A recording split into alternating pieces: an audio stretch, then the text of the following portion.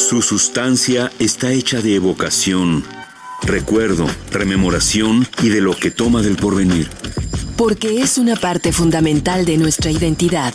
Somos nuestra memoria. El programa de Lina que nos lleva de viva voz con los especialistas. ¿Qué tal? Muy buenos días. Esto es Radio INA. Nos encontramos en la conducción Yuriria Contreras. Buenos días. ¿Qué tal, Juan? Y un servidor, Juan Stack. Conaculta y el Instituto Nacional de Antropología e Historia los invitan a acompañarnos en la emisión de este programa. En esta emisión hemos invitado a María Eugenia Sánchez Calleja, a quien le damos la más cordial bienvenida. Gracias por estar ante estos micrófonos. Hola, María buenos Eugenia. días. Buenos días, ¿qué tal? Muchas gracias porque me invitaron. Por fortuna. Sí. Antes que nada, para nuestro amable auditorio, me permitiré proporcionar algunos datos biográficos de nuestra especialista a manera de introducción.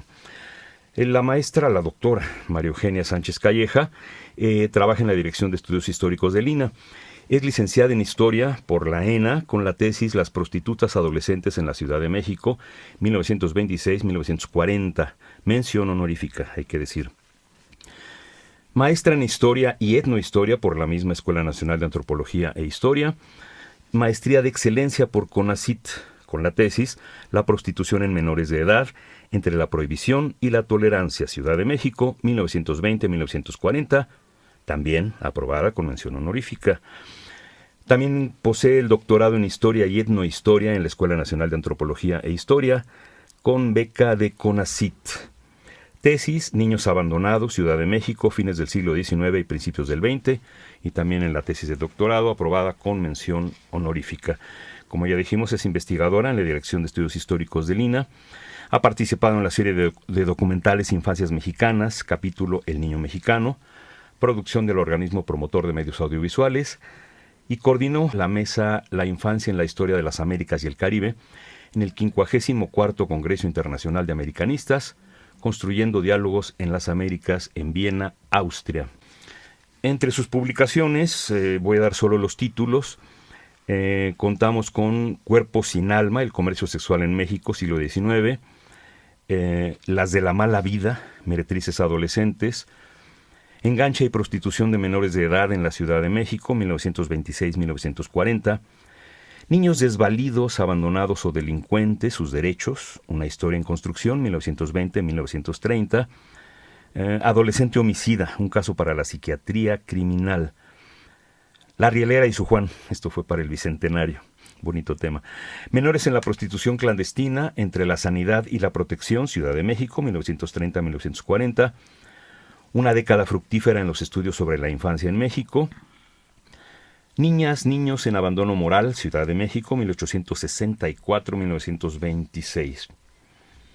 Ha coordinado libros como El niño, su imagen en la historia, Niños y adolescentes, normas y transgresiones en México, siglos XVII al XX, y Los niños, el hogar y la calle.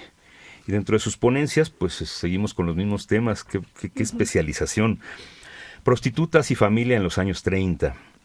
La organización familiar y su incidencia en la prostitución en menores. La prostitución infantil femenina, una política preventiva, Ciudad de México, 1930-1940. Los derechos del niño desvalido, abandonados o delincuentes. La construcción de un concepto hacia 1920-1930. Prostitución infantil y el Tribunal para Menores de los años 30. De la Correccional a la Casa de Orientación para Varones, Tlalpan. La huida del hogar familiar, una forma de violencia en mujeres menores de edad. Adolescente homicida, un caso para la psiquiatría criminal.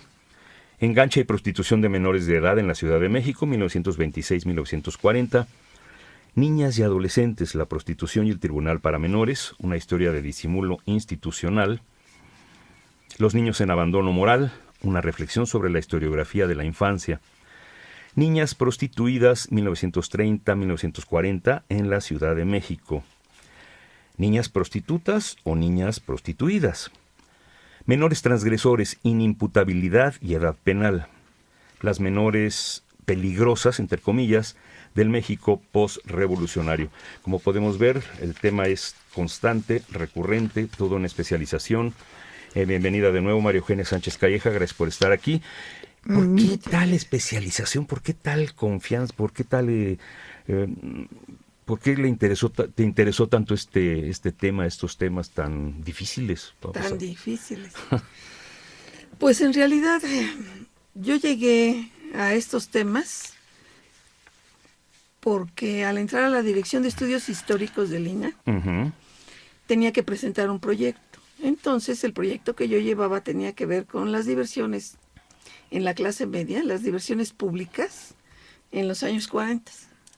Y entonces pues la verdad no aceptaron ese proyecto y me dijeron, pues por ahí hay un archivo del Tribunal para Menores, busca ver qué hay para que prepares un proyecto. Entonces, como además yo tenía que entrar, me iban a ubicar en el Seminario de la Mujer, tenía que ser un tema femenino.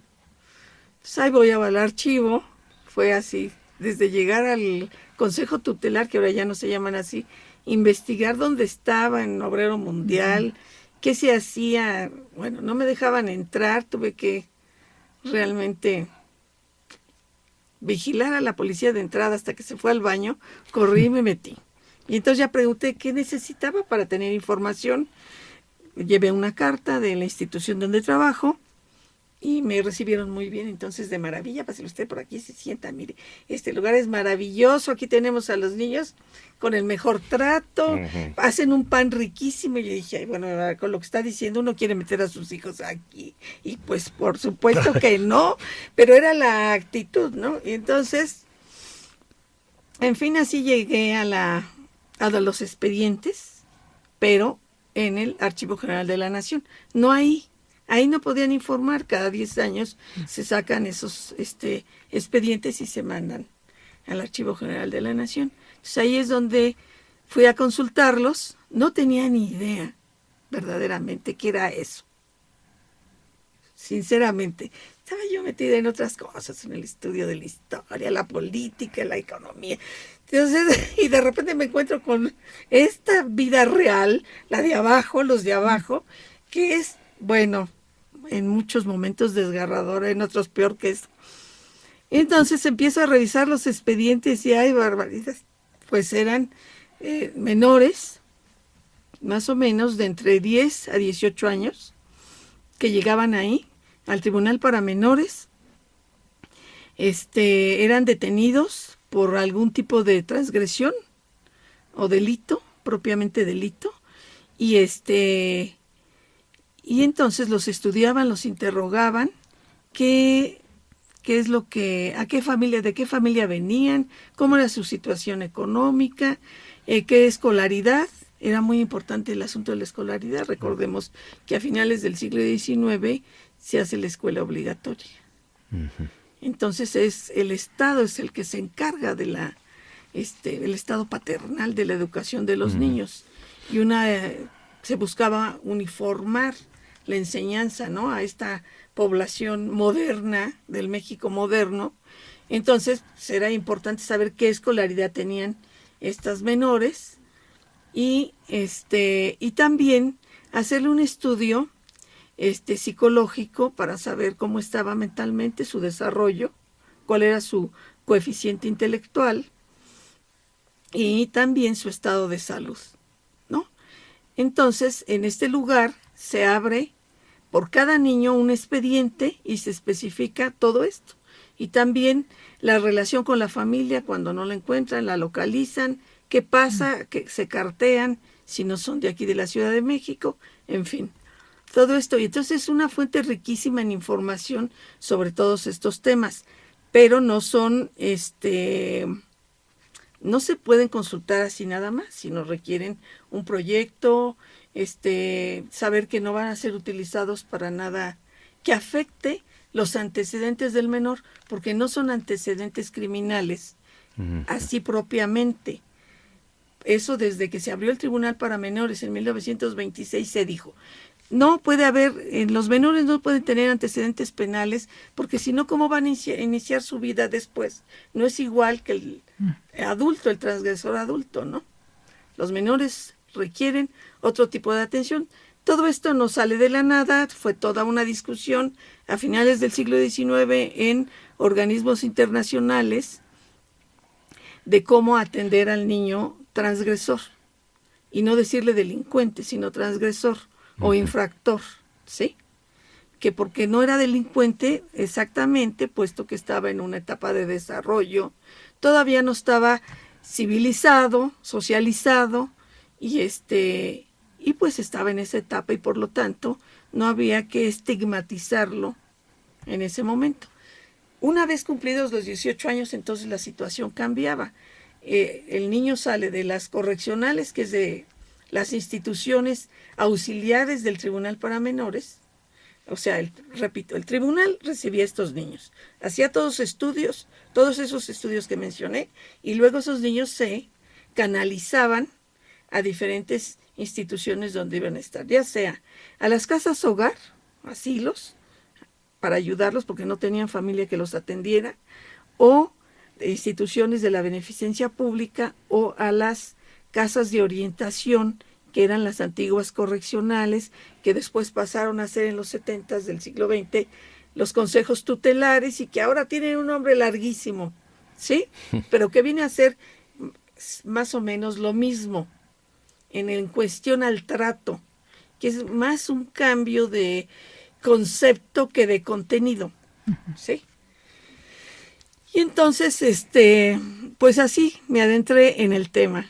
Y resulta que como había diferente tipo de transgresiones, de lo que más tenía sobre mujeres, que eran aproximadamente unas 600 expedientes, entonces separé por los tipos de delito de transgresión, y me encontré que lo que había más era de prostitución infantil. En el caso de las mujeres. En el caso de las mujeres, o prostitución clandestina. Se consideraba en ese tiempo que en los varones el robo era el sinónimo de las mujeres en la prostitución, menores de edad. Entonces, me encontré que había unos más o menos 250 expedientes en la década o de 1927 a 1940. Sinónimo, digamos, en cuanto al delito que más se cometía en estos expedientes localizados. En cuanto al delito y a la gravedad, las dos cosas. Y entonces, uno de mis colegas me dijo, pues, para que puedas hacer tu tesis, mejor un solo delito, toma uno. ¿Cuál tienes más? Prostitución clandestina, pues sobre ese. Y así es como llegó al tema. Y entonces pues me empiezo a adentrar. Primero pues fue una revisión general, después ya es cada expediente hay que revisar cómo van llegando estas mujeres, y ahí es donde la cosa cambia. Hay casos desgarradores. Sí es cierto que los documentos, los expedientes siempre serán fríos. No es lo mismo que los detenidos ahorita, ¿no? Y poder tratarlos. No. Estos son expedientes, alguien habla sobre ellos, alguien explica qué es lo que ellos dicen a través de los interrogatorios. Dice, se le interrogó y dijo tal, pero siempre es un intermediario el que habla. Entonces eso le enfría más, claro, ¿no?, a la información. Pero de todas formas no deja de ser muy desgarrador en muchos de los casos. ¿Por qué? Pues empezando porque el tipo de familias a la que pertenecen estas menores, era de los sectores marginales, ¿no? Sectores marginales, gente muy pobre, de muy escasos recursos, con unas habitaciones, era un solo cuarto, dormían en petates, a veces había una cama, no había mesas, no había sillas, con trabajos, un anafre para cocinar, unos cuantos trastos y ya. Y la ropa que traían puestas era la única que tenían, no había un pequeño ropero con ropa. Esto lo sabemos a través de los expedientes, porque la trabajadora social iba al lugar a observar cómo vivía la familia, en qué situación. Tomaban en cuenta el aseo de la habitación para hablar de la honorabilidad de la familia. Por cierto, era parte de la honorabilidad tener esas habitaciones limpias, o esa habitación. Y entonces en vecindades estaban ubicadas. Entonces sale esta parte de la familia y sale la otra parte que es las interrelaciones familiares, ¿no? La madre de la menor era una mujer que venía de provincia, se asentaba en un medio urbano como la Ciudad de México, de manera marginal, se relacionaba con una pareja, procreaban algunos hijos. Él después la abandonaba, ella se quedaba con los hijos, y entonces para poder sobrevivir se relacionaba con otra pareja con la cual también procreaba hijos. Pero esta siguiente pareja luego no aceptaba a los hijos de la primera pareja de su mujer, ¿no? Uh-huh. Y entonces estos padrastros o madrastras daban muy maltrato a los menores, que sigue siendo actualmente, que todavía hay un rechazo a esos hijos que no fueron procreados en la misma pareja. Entonces esos menores eran maltratados, eran expulsados de esos hogares, iban a dar a la calle, estos niños callejeros, en el caso de los varones, y en el caso de las mujeres, pues se iban al trabajo doméstico, de sirvientas. El término de servidumbre se utilizaba entonces, ¿sí? No eran empleadas domésticas como ahora se les dice, y algún otro nombre por ahí, sino se les decía sirvientas. Entonces entraban a la servidumbre, en donde muchas veces eran abusadas por el patrón. Si salían embarazadas, la patrona las corría, o a alguna que fuera a contratar, las contrataban si no tenían hijos, y entonces tenían un hijo, lo tenían que ir a dejar al pueblo con los abuelos, o a ver quién se los cuidaba, o a regalarlo, o a deshacerse de él, porque no había manera de sobrevivir en estas circunstancias. Entonces, estas menores, ahí va saliendo en estos expedientes cómo es la vida de estas menores, cómo se va desarrollando, y también ese maltrato familiar era común, las golpizas que los padres propinaban a la pareja, el alcoholismo, había un exacerbado alcoholismo. Más o menos en 1920 es cuando se implanta aquello de no vender bebidas alcohólicas en domingo. De ahí viene. Porque si no hacían el San Lunes, también los norteamericanos lo hacían. Venía el San Lunes y no iban a trabajar, entonces para evitar esto, entonces esa es una de las razones, y otra es que ese alcoholismo traía descendientes enfermos, y el maltrato familiar lo que causaba desuniones, la salida de estos jóvenes y tenerlos en la calle, que se les veía como un peligro social, porque en qué momento de andar de vagos, como los llamaban, pasaban a la indigencia y luego de la delincuencia. Era el camino que se veía en ellos, ¿no? Por lo tanto, eran un peligro social.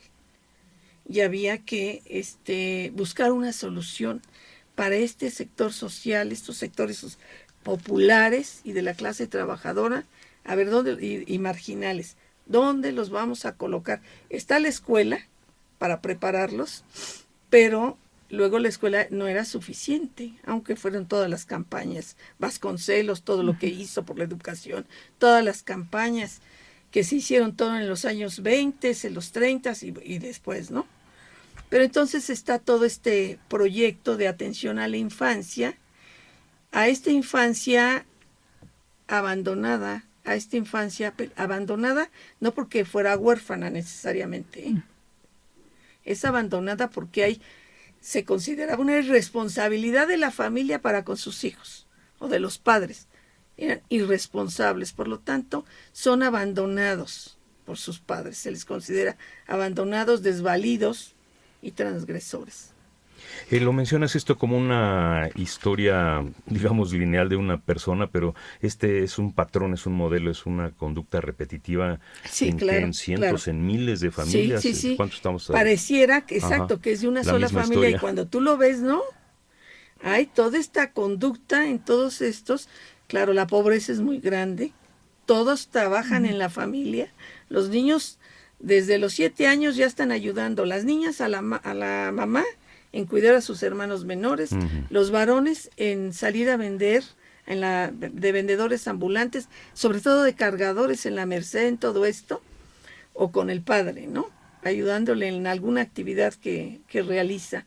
Entonces estos niños contribuyen al gasto familiar. Yo quería comentar que esta conversación con la doctora María Eugenia Sánchez Calleja que estamos teniendo forma parte de una serie de pláticas que hemos tenido con historiadoras sobre temas de la mujer en la historia. Y en este caso pactamos, digamos, esta conversación acerca de reglamentación contra la trata de personas entre 1920 y 1940, que nos abre la vista hacia una realidad desgarradora, hacia una parte, pues, de trabajo de historiadoras con el tema de las mujeres, que es realmente la parte más frágil de la sociedad. A mí me gustaría preguntarte, María Eugenia, ¿por qué este periodo? ¿Qué ocurre en este periodo post-revolucionario que modifica, que se mantiene? ¿Qué situación ves en estos expedientes que fuiste trabajando sobre la situación de las mujeres y de los niños infractores en estas investigaciones tuyas? ¿Por qué 2040, pues? Sí, porque en estas 2 décadas empieza todo un movimiento para la protección de la infancia, ¿sí? En 1920 se invita a varios especialistas en la infancia, o los que se interesen en la infancia o que tengan trato con la infancia, a participar en un congreso para discutir sobre la problemática infantil, que tiene que ver con educación, salud, familia, todo esto. No hubo muchos participantes y entonces se logra para 1921, en los primeros días del año, organizar el primer Congreso mexicano, el primer Congreso del Niño Mexicano. Entonces, patrocinado por el periódico El Universal, con Pallavicini, que está a la cabeza, un hombre muy entusiasta que entra en todo esto. Y empiezan a discutir sobre toda la problemática infantil, de enfermedades, de todo, y de la necesidad de la creación de una institución que se encargue de la infancia, que pueda determinar qué es lo que pasa con esta infancia abandonada y los canalice a los lugares adecuados o presione a la familia para que los atienda, ¿no? Esto es en 21, hasta 26 con el gobierno de Plutarco Elías Calles, en diciembre se crea el Tribunal para Menores, ¿sí? Ese mismo año, a principios, se crea el Código Sanitario y se crea el Reglamento para el Ejercicio de la Prostitución de 1926. Antes de esto está el reglamento que viene desde finales del siglo XIX, y que se tuvo varias reformas y está vigente el de 1914. Esa es una parte. La otra parte es que está toda una preocupación, está todo el interés, el proyecto modernizador de los gobiernos revolucionarios y después postrevolucionarios, es la industrialización del país. Esta industrialización requiere también una mano de obra sana. Por lo tanto, como los varones acostumbraban, era común su entrenamiento sexual en los burdeles o casas de prostitución. Entonces, y al mismo tiempo, las enfermedades venéreas, era terrible el contagio. Había forma más o menos de tratar con neosalvarsan y otros por ahí medicamentos, pero que no era suficiente porque todavía la penicilina no estaba a la venta. Surge en pocos años después, a finales de los 30, pero no así para sacarla a la venta, es hasta los 40 que empieza. Entonces estaba todo este contagio de enfermedades venéreas. Hay una gran preocupación de la sífilis que deja secuelas en los descendientes que afectan el desarrollo de su inteligencia y de su cuerpo. Entonces, uno de los representantes del gobierno callista, en un informe que menciona que, un poco exagerado, pero que más de la mitad de la población tenía herencia sifilítica. Entonces, pues las autoridades pegan el grito al cielo, dicen, pero qué barbaridad, ¿qué es esto? Tenemos que poner una solución.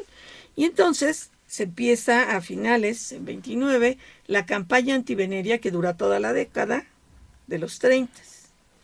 Entonces, esta campaña antiveneria lo que trata es de dar información higiénico-sanitaria a la población, a los burdeles, y también se hace otro tipo de campaña, la antialcohólica, es que es el problemón que también tienen. Son los dos que hablan de la sífilis y del alcoholismo que está afectando a la descendencia. Y entonces se desarrollan estas campañas, se hacen incursiones a todo el resto del país, llegan con sus trabajadoras sociales, con sus enfermeras, con médicos, a visitar a toda la población del país en ciertos lugares centrales para explicarles qué está pasando con las enfermedades contagiosas. Entonces, eso es lo que le da importancia a este periodo, ¿sí? Que es todo lo que está haciendo el gobierno por un lado y qué está pasando con la población. Pues la población apenas está saliendo de la postración después de una guerra civil y todo el asunto de la Revolución Mexicana. Entonces está saliendo de esto todo el problema político. Todavía en los 30 ahí se están matando por el poder, en lo que se forma el partido, el PNR, y todo está todo este cuestionamiento, la cristiada, el 29 con la crisis económica, y se vienen los repatriados que tienen que venirse 1,5 millones más o menos, y que causan un conflicto muy serio. Hay 2 devaluaciones en el transcurso del gobierno cardenista. En fin, hay toda esta problemática económica de desarrollo del país, el inicio de la Segunda Guerra Mundial, y al mismo tiempo todas estas campañas higienizadoras y educativas, ¿sí? Y el asunto de la preocupación por la infancia. Hay una seria preocupación por la infancia. Hay que hacer algo con ella, y sobre todo porque no se quiere una población enferma y tampoco unos descendientes que tengan debilidad mental, herencia del alcoholismo, herencia sifilítica, y que eso atenta directamente, como están todas la tesis eugenista, de que atenta contra la raza. Entonces, por el bien de la raza, hay que hacer algo por estos, no solo por lo social. Son muchos los aspectos que se tienen que tocar para atacar el asunto. Entonces, está la reglamentación para el ejercicio de la prostitución. Entonces, esta reglamentación, en esta reglamentación hay una novedad importante. ¿Por qué? Porque antes de esta reglamentación todavía a las mujeres a las mujeres estaban clasificadas por belleza física, ¿sí?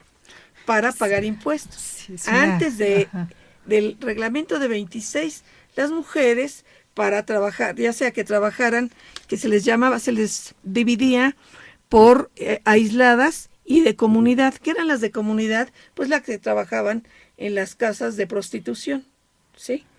Las casas de prostitución, y las aisladas, las que trabajaban en las esquinas o en accesorias. Ahorita explico cada una de estas.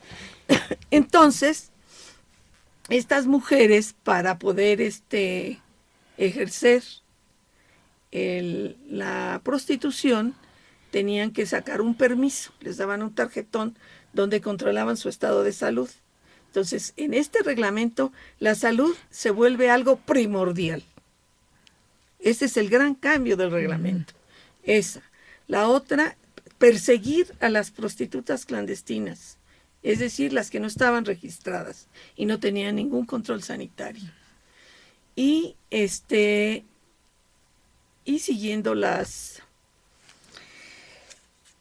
que se hablaba en los congresos internacionales sobre la prostitución, de no estigmatizar a la mujer que se dedicaba al comercio sexual, con estas clasificaciones por el físico.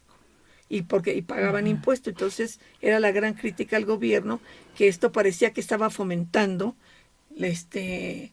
la prostitución bajo el sistema reglamentarista, que así se le llamaba. Entonces, lo que hacen es suprimir este pago de impuesto a las meretrices. Pues se oye muy bien, perfecto, pero resulta que aumentan el impuesto a las casas de prostitución donde están las matronas o administradoras, así llamaba el reglamento, matronas. Y entonces estas mujeres que administraban estos burdeles, a ellas se les aumenta el impuesto, entonces lo que se quita acá, se pasa acá. Ajá. Era un negocio, esto era un negocio que le dejaba mucho al gobierno y por supuesto a los que la explotaban, porque la prostituta le venía quedando cualquier cosa para medio vivir. Entonces, al menos del sector que yo estudio, que es el más bajo, ¿sí? Porque hay diferentes clases en el asunto de prostitución, mujeres de diferentes sectores sociales. Este era el más bajo, las marginales. Entonces, este reglamento introduce todos estos cambios que son muy importantes. Y hubo la intención de perseguir también a los hombres que padecieran enfermedades venéreas, porque al ir a al tener trato con una mujer pública, era contagiado por alguna enfermedad venérea, la cual a su vez contagiaba a la familia, a la esposa y a los hijos, a los descendientes. Entonces había esa gran preocupación del asunto familiar. La Iglesia también criticaba toda esta parte, esta cuestión de que los hombres no reprimían un poco sus...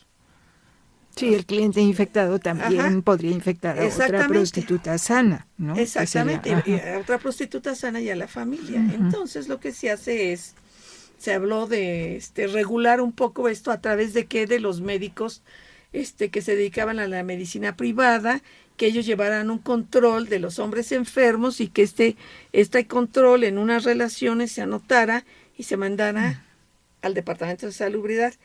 Y claro que los hombres gritaron y dijeron, pero por favor, ¿cómo se les puede ocurrir pensar eso? ¿Que no saben que este asunto puede salirse e informar a otros? No, se haría en un sobre sellado solamente. El jefe del departamento tendría, no, están las secretarias, está el mensajero, no. Bueno, hubo por ahí una manera de tratar de sancionarlos, pero nunca hubo esto. Los médicos contestaron, por supuesto que no. Nosotros, el secreto médico es esencial en este asunto de la atención. No vamos a contribuir a esto. Y nunca, sí se logra poner en el reglamento, cuando se reforma una parte, que deben informar de los hombres que padezcan enfermedades venéreas, pero ningún médico reportó nada. Se les acaba la clientela. Entonces esa parte. Y la otra, bueno, pues con las meretrices, la otra parte del reglamento es la clandestinidad, que es las mujeres que ejercían el comercio sexual de manera ilegal. Es decir, aquellas mujeres que no se iban a registrar a la oficina de inspección sanitaria, tenían que registrarse como mujeres públicas, dar todos sus datos, les tomaban foto, y con eso ya les daban un tarjetón, tenían que frecuentar al médico de la inspección regularmente, cada 8 días, revisarlas, que no tuvieran enfermedades, y se sellaba y se anotaba todas estas cosas en su tarjetón para ver si en efecto estaba regular su asistencia médica, para que cuando los inspectores sanitarios que visitaban las zonas de tolerancia donde estaban instaladas las casas de prostitución, vieran que se cumplía con el reglamento, igual que estas casas, con la higiene necesaria que se debía tener, instrumentos de limpieza, líquidos, etcétera, etcétera, ¿no? Entonces, eso tenía que hacer la mujer que se registraba como pública, pero había las mujeres que ejercían de manera clandestina. Había un cálculo de algunos higienistas del Departamento de Salubridad allá por mediados de los años 30, que había aproximadamente 20,000 mujeres en la prostitución clandestina. entre las que estaban las menores, por supuesto. No sé de dónde sacaban el cálculo porque sinceramente las estadísticas no estaban funcionando muy bien, las de 1920, las que sacaron, luego las de 31, creo, en este momento se me escapa la fecha exacta. Toda la estadística estaban mal, no estaban muy sistematizadas, tenían dificultad, pero pueden dar aproximados. De todas maneras, ¿de a dónde sacaban esa cifra? No lo he podido constatar en las fuentes, en todo lo que he revisado. Esto es solo de la Ciudad de México, ¿verdad? Nada más estamos hablando de la Ciudad de México, porque en los estados se manejaba el mismo sistema reglamentarista, es decir, que operara la prostitución por medio de un reglamento con todas las medidas higiénicas, morales y todo esto. Y las sanciones, ¿no? Esto es solo para la Ciudad de México. El reglamento era exactamente para el ejercicio de la prostitución del Distrito Federal y territorios, pero el resto del país se regulaba más o menos por lo mismo.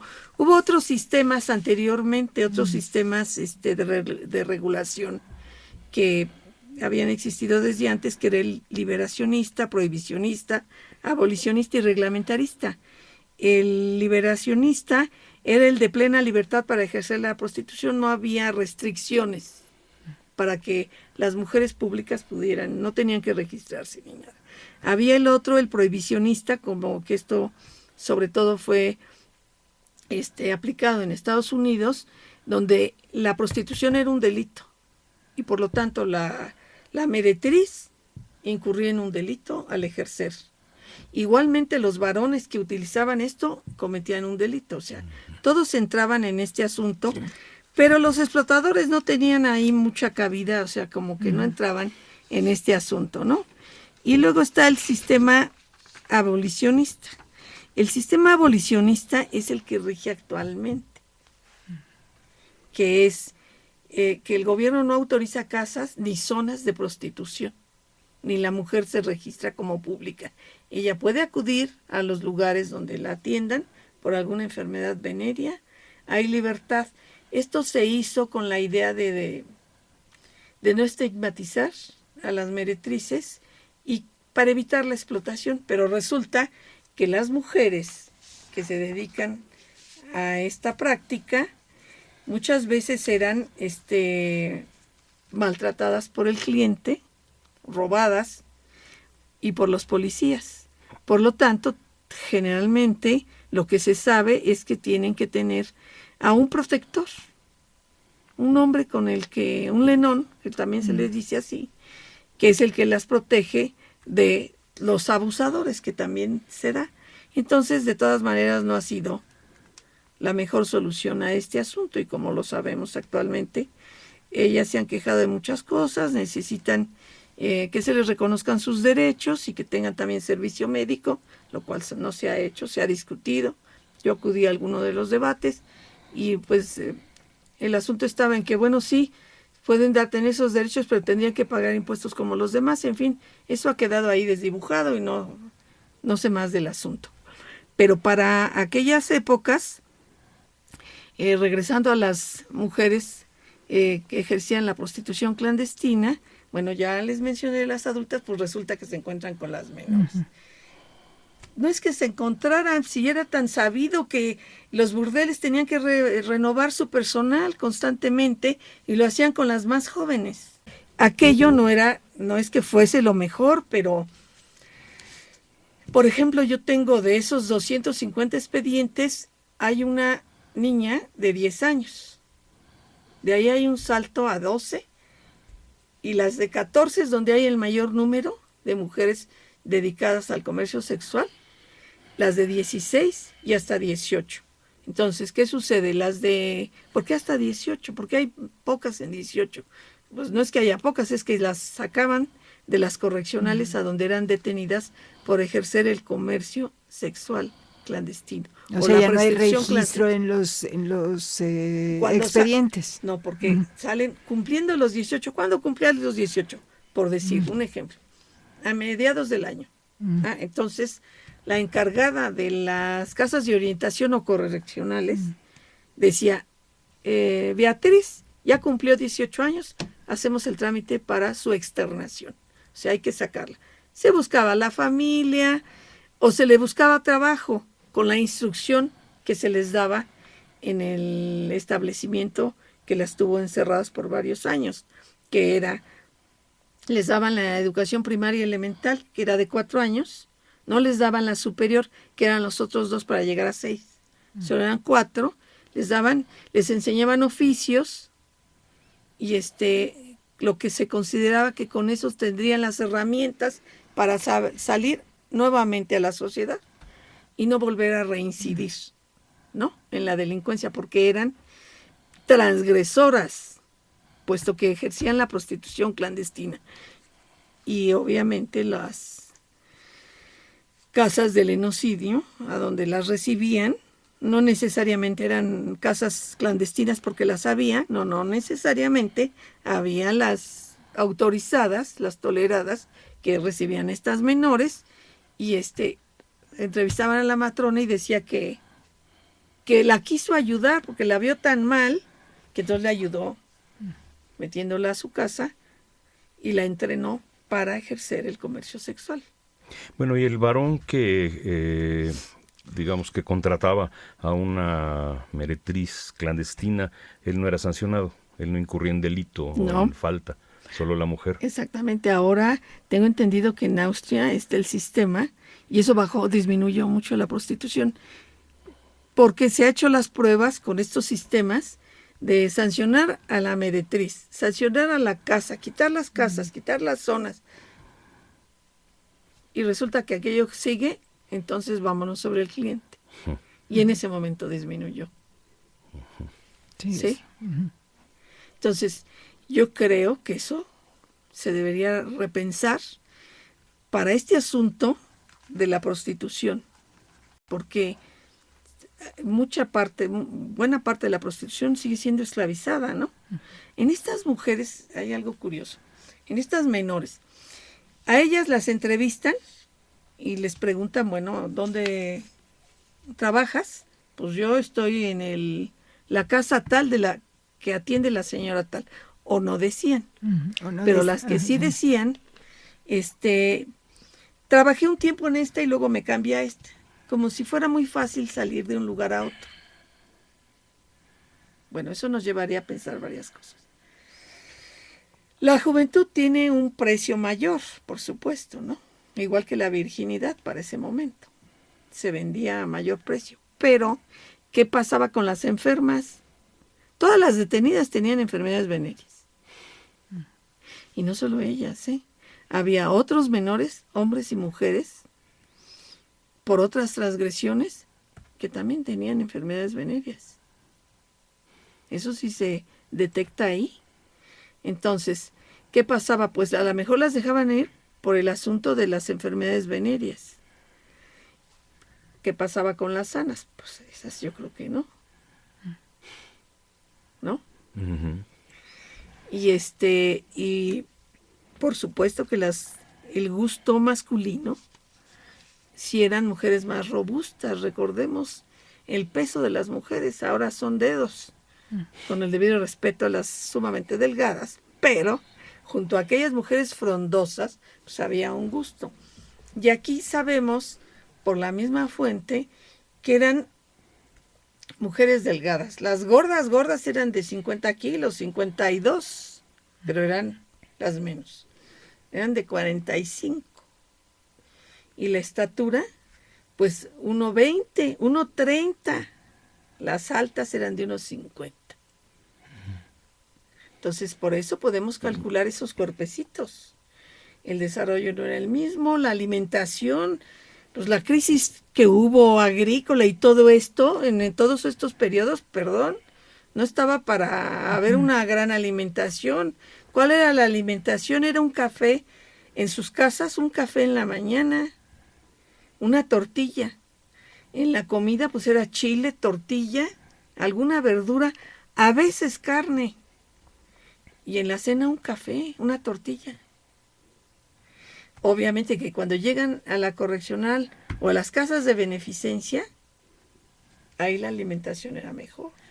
Había un atole, había carne. Por cierto, casi no se menciona el huevo, ¿verdad? Porque ahorita que lo recordé, no lo había pensado. Dije, ay, casi no se menciona que comieran eso, ¿no? Pero en fin, la alimentación ni era más abundante, había pan. Para como ellos vivían entonces, lo que sí también podemos detectar, en unas fotos que saqué del Archivo General de la Nación, de una redada que hicieron los inspectores sanitarios, van y detienen a las mujeres públicas. Y resulta que le sacan una foto ya en la delegación, ¿no? En esa foto ven ustedes a la señora, una señora robusta. No esperarían verla ahí semidesnuda. Ahora hay menos ropa que entonces. No, ahí trae un vestidito que podíamos pensar que iba al mercado. Y luego alrededor, las mujeres que están alrededor de ella, todas son menores, con unos vestiditos, con un cuellito hasta acá, muy bien vestiditas, muy decentes, con sus manguitas. No hay desnudeces, por cierto. No dudo que usaran una ropa especial ya en la noche a la hora que estaban dando el servicio, ¿sí? Pero por lo pronto ahí, sacadas del burdel, ahí tomaron las fotos y las ve. Ahora, ¿cómo estaban antes de esa ropa? Descalzas. Todas se veían grises. El cabello, bueno, sin brillo. Los ojos, el rostro. Había una desnutrición espantosa. Estas mujeres, cuando ya estaban acá, mejoraban hasta el aspecto físico. El aspecto físico. No quiere decir que eso justifique la explotación que vivían, porque para lo que ganaban, lo que les dejaba, ellas más o menos mencionaban cuánto ganaban, ¿no? Yo llegué a calcular unos 3 pesos al día. Sí, pero 3 pesos, ¿cuántos clientes? Y todo lo que les quitaban, policías, las matronas, los inspectores sanitarios. Los médicos a la hora que iban decían que era gratis, pero no era tanto. En estos años, pues estamos hablando de la década 2040, estamos conversando con la doctora María Eugenia Sánchez Calleja y bueno, estos han sido por mucho tiempo sus temas de investigación. El tema que planteamos hoy es reglamentación contra la trata de personas entre 1920 y 1940. Es una época, si no me equivoco, en la que la Ciudad de México cambia mucho y es aquí donde estás situando tus investigaciones. ¿Cómo se mira esto en los expedientes? ¿Era gente que venía de fuera? ¿Era gente de la propia ciudad? ¿Estas mujeres o estos menores venían solos? ¿Venían formando parte de una familia? En fin, ¿cómo se ve, pues, digamos, esta transformación social desde este ángulo de investigación donde te estás asomando a la gente más desprotegida de la sociedad mexicana de aquellos años? Bueno, ahí lo que podemos detectar en las fuentes es que algunas de las menores eran inmigrantes, otras eran nativas de la Ciudad de México, pero las nativas, sus padres eran los inmigrantes o sus abuelos, ¿sí?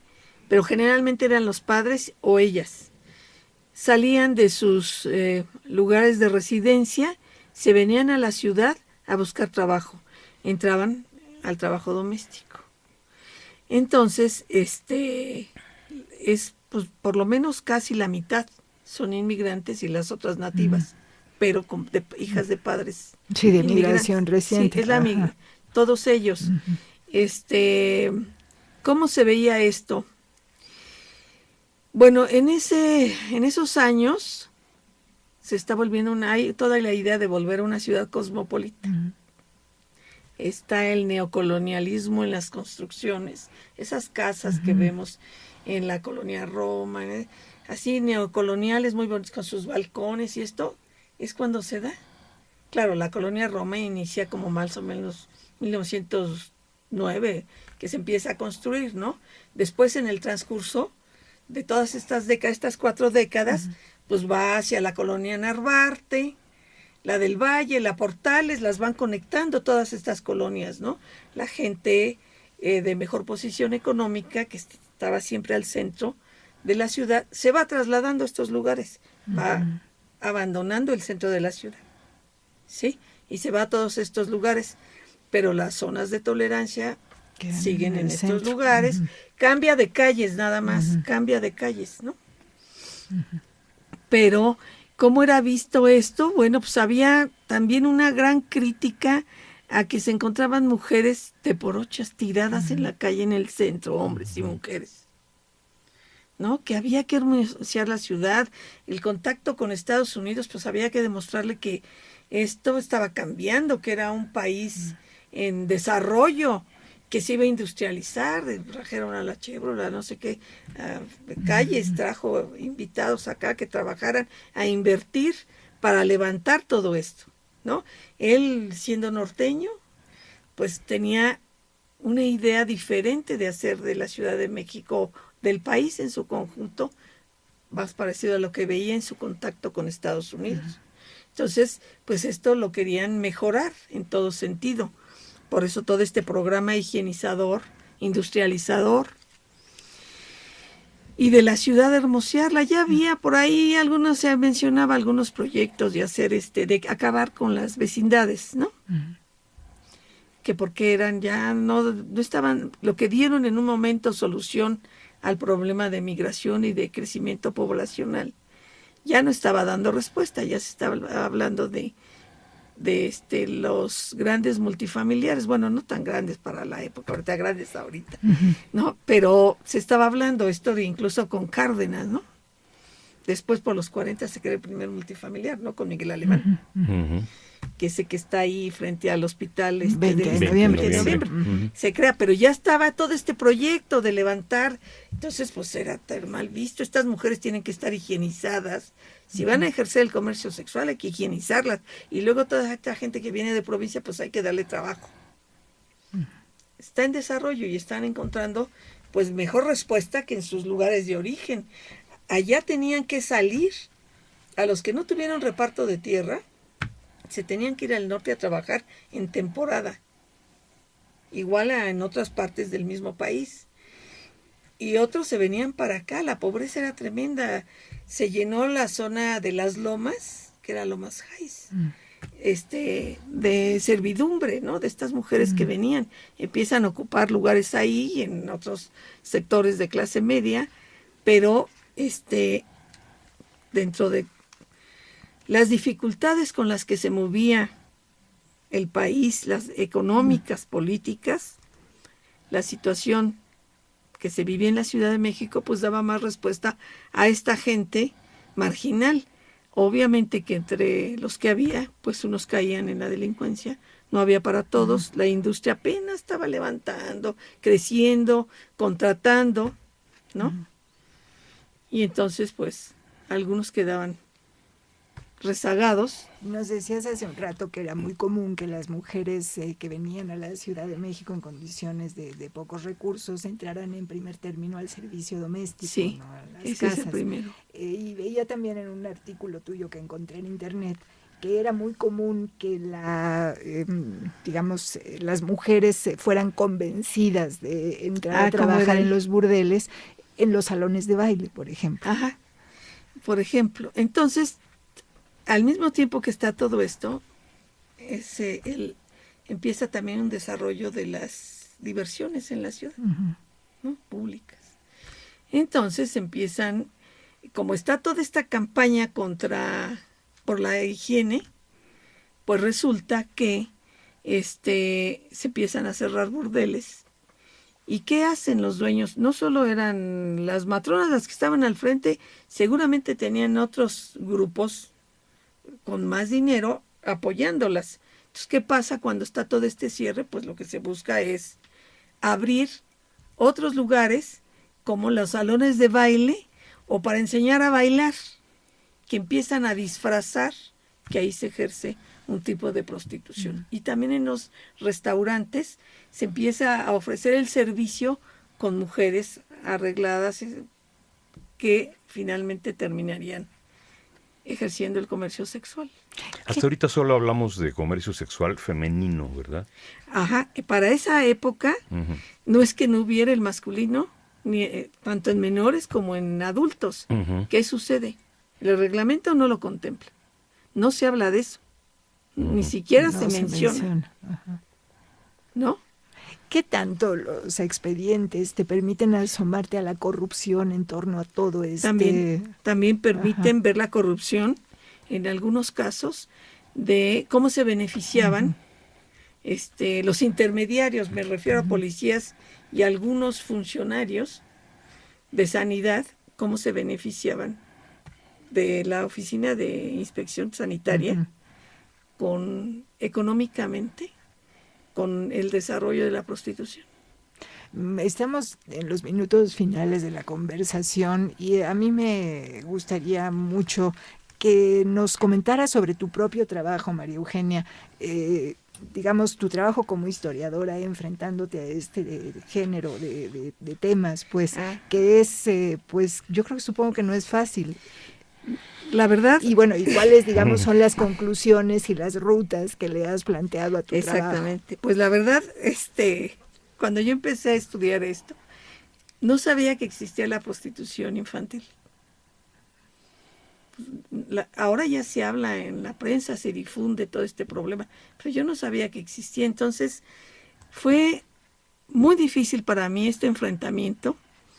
Luego revisar los expedientes, casos patéticos, sobre todo las violaciones, el incesto, el abuso de estos niños en familia, que luego los orillaba a caer en otro tipo de delitos, por decirle así.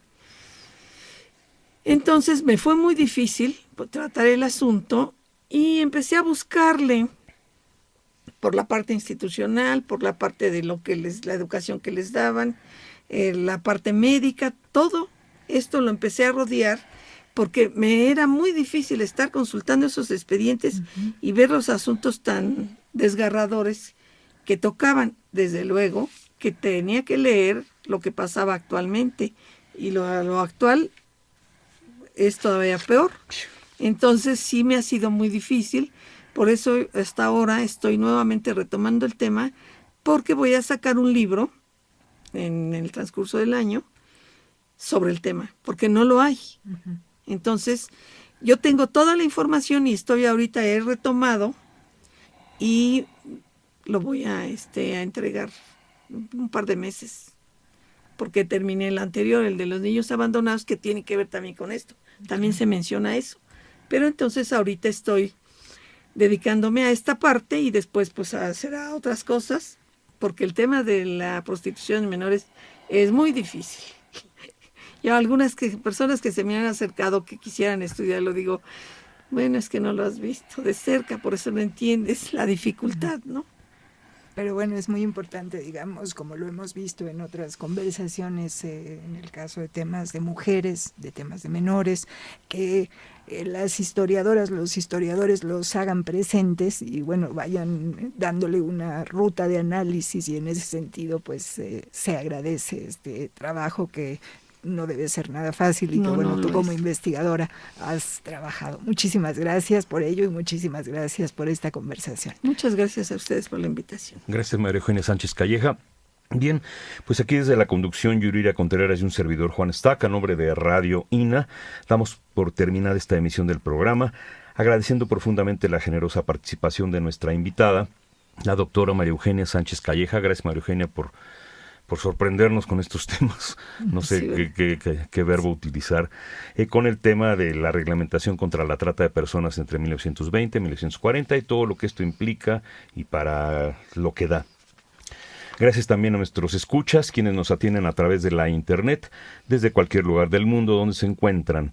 En la producción, Gabriela Marentes y Evaldo Morales. En la operación técnica, Ulises Gama. Apoyo de Lauro Gaspar. Yuriria Contreras, un servidor, Juan Stack. Gracias. Hasta la próxima. Hasta Buenas luego, tardes. Hasta luego.